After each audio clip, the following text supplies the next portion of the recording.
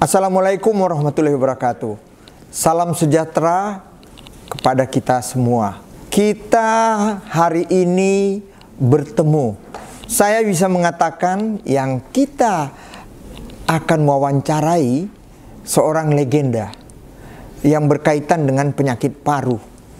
Kita tahu Dr. Handoko ini pernah menjadi viral karena beliau ini seorang dokter yang benar-benar sangat membantu masyarakat berkaitan dengan seperti apa yang pernah saya katakan.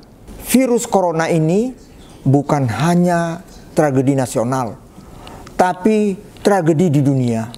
Kenapa saya mengatakan demikian?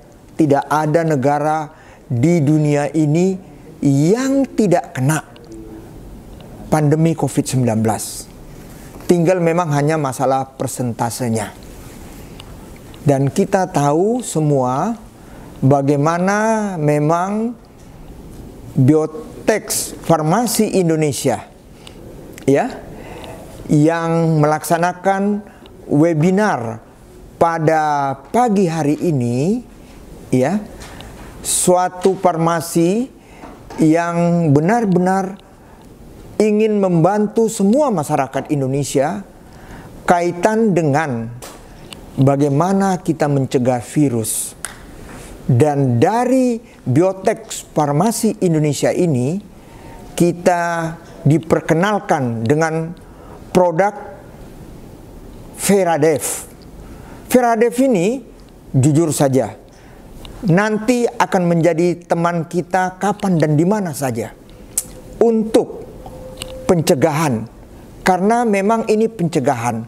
Tapi walaupun pencegahan, Feradev ini juga bisa menjadi obat apabila kita terkena virus, termasuk virus corona ini. Karena setelah dilakukan kegiatan kaitan dengan Feradev ini, yang sudah pernah positif pun, kita tahu positif ini kadang-kadang 1 minggu, 2 minggu. Tapi kita bersyukur adanya Feradev ini, yang positif pun hanya hitungan hari, 4-5 hari kembali menjadi negatif. Baiklah, tadi saya sudah mengatakan legend kita Dr. Handoko, ahli paru, yang akan saya tanyakan nanti kaitan dengan hasil daripada webinar kita pagi tadi berkaitan dengan Feradev ini. Selamat pagi, dokter. Selamat pagi, Pak Ruhut. Pak Handoko, kita tahu seperti yang saya katakan tadi, positif per hari ini di Indonesia sudah sangat menurun. Apakah ini, Dokter Handoko, menunjukkan bahwa virus corona ini sudah akan berakhir? Selamat pagi, Pak Ruhut. Virus corona memang suatu virus yang aneh, luar biasa anehnya.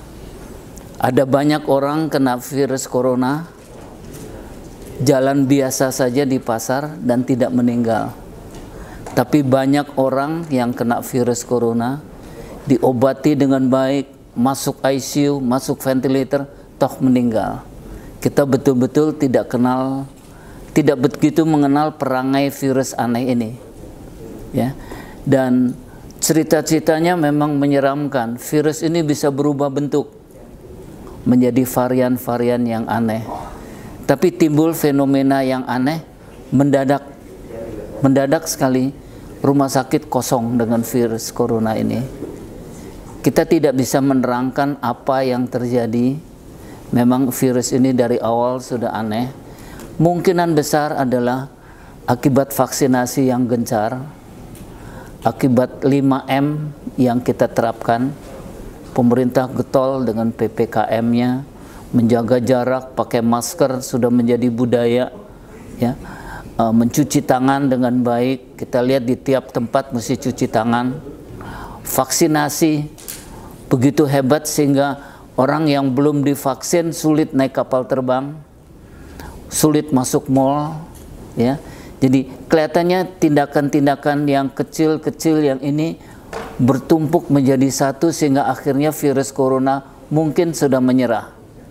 Dan kita berdoa mudah-mudahan bukan berkurang, lenyaplah penyakit ini, sebab sudah terlalu banyak makan korban. Bukan hanya pasien, teman-teman baik pun sudah banyak meninggal. Dokter, perawat sudah banyak yang gugur. Ya, jadi mudah-mudahan kita berdoa sama-sama.